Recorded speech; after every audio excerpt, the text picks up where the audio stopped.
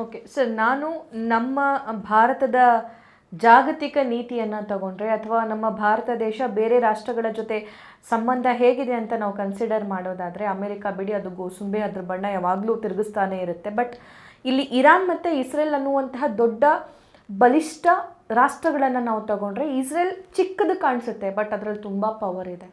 ಇಸ್ರೇಲ್ನವ್ರ ಜೊತೆನೂ ಕೂಡ ಭಾರತದ ಸಂಬಂಧ ಚೆನ್ನಾಗಿದೆ, ಇರಾನ್ನವ್ರ ಜೊತೆನೂ ಕೂಡ ಭಾರತದ ಸಂಬಂಧ ತುಂಬ ಚೆನ್ನಾಗಿದೆ. ಭಾರತಕ್ಕೆ ಈ ಯುದ್ಧ ಆಗ್ತಾ ಇರೋದ್ರಿಂದ ಪರ್ಟಿಕ್ಯುಲರ್ಲಿ ಯಾವ ರೀತಿಯಾಗಿ ಪರಿಣಾಮ ಬೀರಬಹುದು ಅಂತ ನೋಡಿ. ಭಾರತ ಇಸ್ರೇಲ್ ಸಂಬಂಧ ಮೇಲೆ ಕೆಳಗೆ ಹೋದಂಥ ಸಂಬಂಧ. ಅರ್ಲಿಯರ್ ಟೈಮ್ ಚೆನ್ನಾಗಿದೆ, ಅದು ಸದ್ಯಕ್ಕೆ ಚೆನ್ನಾಗಿದೆ. ಅರ್ಲಿಯರ್, ಯಾಕೆಂದ್ರೆ ನಾವು ಹಿಸ್ಟ್ರಿ ಓದಬೇಕು. ನನ್ನ ಪ್ರತೀಕಾರದಲ್ಲಿ ಭಾರತ ಮತ್ತು ಇಸ್ರೇಲ್ ನಡುವಿನ ಸಂಬಂಧ 1948 ಇಸ್ರೇಲ್ ಅಸ್ತಿತ್ವಕ್ಕೆ ಬಂತು, 47 ನಾವು ಬಂದ್ವಿ. ನಾವಿಬ್ಬರು ಆಲ್ಮೋಸ್ಟ್ ಓರಗೆಯವರು. ನಮ್ಮ ಸಂಬಂಧ ಹೇಗಾಗಿದೆ ಅಂತ ಬರ್ತಾ ಇದೆ. ನಾವು ಇಸ್ರೇಲ್ ಬಗ್ಗೆ ಮಾತಾಡುವಾಗ ಪ್ಯಾಲೆಸ್ಟೈನ್ ಬಗ್ಗೆ ಮಾತಾಡಲೇಬೇಕು. ಭಾರತವು ಇಸ್ರೇಲ್ಗೆ ಸಪೋರ್ಟ್ ಮಾಡೋಕ್ಕಿಂತ ಮುಂಚೆ ಪಾಲಸ್ತೀನಿಯರಿಗೆ ಸಪೋರ್ಟ್ ಮಾಡ್ತಿತ್ತು. ಮೊದಲು ನನಗೆ ಬುದ್ಧಿ ತಿಳಿದಾಗಿಂದ ನನಗೆ ಪಾಸ್ಪೋರ್ಟ್ ಮೊದಲ ಪಾಸ್ಪೋರ್ಟ್ ಬಂದಾಗ ನನ್ನ ಪಾಸ್ಪೋರ್ಟ್ನಲ್ಲಿ valid for all countries except Israel ಅಂತ ಬರೆದಿತ್ತು. ಇಸ್ರೇಲ್ಗೆ ಹೋಗಿ ಸಾಧ್ಯ ಆಗ್ತಿರಲಿಲ್ಲ. ಅದಾದ ನಂತರ ಅವರ ರಾಜತಾಂತ್ರಿಕ ಸಂಬಂಧ ಸುಧಾರಣೆ ಆಯಿತು. ಪ್ಯಾಲೆಸ್ಟೈನ್ ಮತ್ತು ಇಸ್ರೇಲ್ ಎರಡು ದೇಶ, ಬೇರೆ ಬೇರೆ ದೇಶ ಆಗಬೇಕು ಅಂತ ಭಾರತ ಮೊದಲಿನಿಂದಲೂ ಪ್ರತಿಪಾದಿಸ್ತಾ ಬಂದಿದೆ. ಮೊದಲಿನಿಂದಲೂ 2 ನೇಷನ್ ಥಿಯರಿ ಅಂತ ಕರಿತೀವಿ ನಾವು. ಆ 2 ನೇಷನ್ಗೆ ಭಾರತಕ್ಕೆ ನಮಗೆ ಎರಡೂ ಬೇಕು, ನೀವು ಬೇಕು, ಅವರು ಬೇಕು, ನಾವಿಬ್ಬರೂ ಬೇಕು ಅಂತ ಭಾರತ. ಇತ್ತೀಚಿನ ಮತ್ತು ಇರಾನ್ ಅಂತೂ ನಮ್ಮ ಭಾರತಕ್ಕೆ ಬೇಕೇ ಬೇಕು. ಯಾಕೆಂದರೆ ಅಮೆರಿಕ ತೈಲವನ್ನು ಖರೀದಿ ಮಾಡಬಾರ್ದು ಅಂತ ನಿರ್ಬಂಧ ಹೇಳಿದಾಗಲೂ ಸಡ್ಡೆ ಹೊಡೆದು ನಾವು ತಗೋತಾ ಇದ್ದೀವಿ. ಇವತ್ತಿಗೂ ಅವ್ರಿಗೂ ಅಷ್ಟೇ, ಇಲ್ಲಿ ಬೆಳೆಯುವ ಬಾಸುಮತಿ.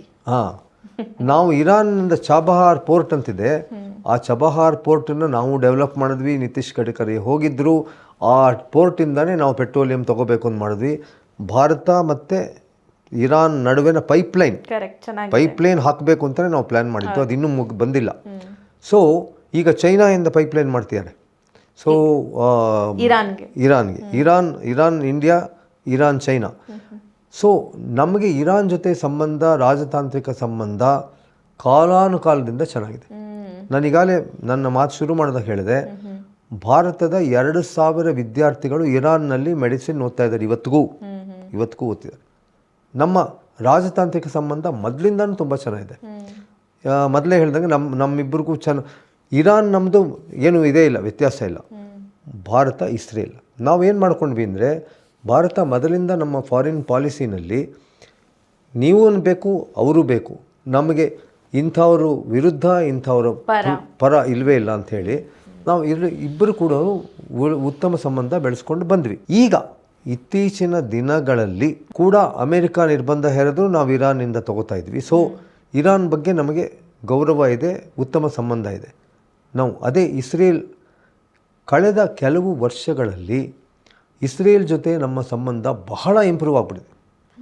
ನಿಮಗೆ ಬಹಳ ಉತ್ತಮ ಉದಾಹರಣೆ ನೋಡಬೇಕು ಅಂದರೆ, ಇಸ್ರೇಲ್ ಇರಾನ್ ಮೇಲೆ ಮೊನ್ನೆ ಶನಿವಾರದ ದಿವಸ ಅಟ್ಯಾಕ್ ಮಾಡಿದ್ದು, ನರೇಂದ್ರ ಮೋದಿಯವರು ಟೆಲ್ ಅವೀವಿಂದ ವಾಪಸ್ ಬಂದ ನಂತರ ಮೊದಲೇ ಅಮೆರಿಕದವ್ರು ಹೇಳಿದರು ನಾವು ಅಟ್ಯಾಕ್ ಮಾಡ್ತೀವಿ ಅಂತ, 1 ವಾರದಲ್ಲಿ ಅಟ್ಯಾಕ್ ಮಾಡ್ತೀವಿ ಅಂತ ಹೇಳಿದರು. ಆ 1 ವಾರ ಫ್ರೈಡೇ ದಿವಸ ಮುಗೀತು. ನರೇಂದ್ರ ಮೋದಿಯವರು ವಾಪಸ್ ಇಂಡಿಯಾಗೆ ಅವ್ರ ಪ್ಲೇನ್ ಬಂದು ರೀಚ್ ಆಗಿದ ಮೇಲೆ ಅವರು ಅಟ್ಯಾಕ್ ಆಯಿತು. ನಮ್ಮ ಬಗ್ಗೆ, ಇಸ್ರೇಲ್ ಬಗ್ಗೆ ನಾವು ಅತ್ಯಂತ ಉತ್ತಮ ಡಿಫೆನ್ಸ್ ಸಂಬಂಧ. ಅವರು ಎಲೆಕ್ಟ್ರಾನಿಕ್ಸಲ್ಲಿ ವಿಶ್ವದ ಅಗ್ರಮಾನ್ಯ ದೇಶಗಳಲ್ಲಿ ಒಂದು ಎಲೆಕ್ಟ್ರಾನಿಕ್ಸ್ ಉದ್ದಿಮೆ ಮತ್ತು ಡಿಫೆನ್ಸ್ ಉದ್ದಿಮೆ. ಇರಾನ್ನಲ್ಲಿ ಈಗ ನೀವು ನಿನ್ನೆ ದಿವಸ ಟಿ ವಿನಲ್ಲಿ ನೋಡಿರ್ಬೋದು, ಹಿಂದೆನೂ ನೋಡಿರ್ಬೋದು, ಇರಾನ್ ದೇಶ ಎಷ್ಟು ಕ್ಷಿಪಣಿಗಳನ್ನು ಹಾರಿಸಿದರೂ ಇಸ್ರೇಲ್ ದೇಶದ ಮೇಲೆ ಅದೇ ಏರ್ಡೋಮ್ ನಾವು ತಗೋತಾ ಇದ್ದೀವಿ. ಇಸ್ರೇಲ್ ದೇಶ ಭಾರತಕ್ಕೆ ಏರ್ಡೋಮ್ ಕೊಡ್ತಾ ಇದ್ದಾರೆ. ಪಾಕಿಸ್ತಾನ ಭಾರತದ ನಡುವೆ, 2 ದೇಶಗಳ ನಡುವೆ ಯುದ್ಧವಾದಾಗ ಸಿಂಧೂ ಟೈಮಲ್ಲಿ ಆಪರೇಷನ್ ಸಿಂಧೂರ್ ಟೈಮಲ್ಲಿ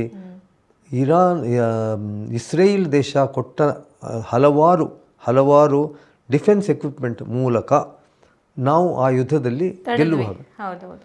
ಹಾಗಾಗಿ ಮೊದಲಿಂದ ನಮ್ಮ ದೇಶ ಹೆಂಗೆ ಅಂದರೆ ನಾವು ಯಾರಿಗೂ ವಿರೋಧ ಇಲ್ಲ. ಇನ್ಫ್ಯಾಕ್ಟ್ ಪಾಕಿಸ್ತಾನ ಅಲ್ಲಿ ಪರಮಾಣು ಬಾಂಬ್ನ ರೆಡಿ ಮಾಡ್ತಾ ಇದೆ ಅಥವಾ ಯುರೇನಿಯಂನ ಸ್ಟಾಕ್ ಮಾಡ್ತಾ ಇದೆ. ಆ ಜಾಗಕ್ಕೂ ಕೂಡ ಇಲ್ಲಿಂದ ಮಿಸೈಲ್ ಹೋಯ್ತಲ್ಲ, ಅದು ಕೂಡ if I am not wrong ಇಸ್ರೇಲಿಂದ ಬಂದಿದ್ದು ಅಂತ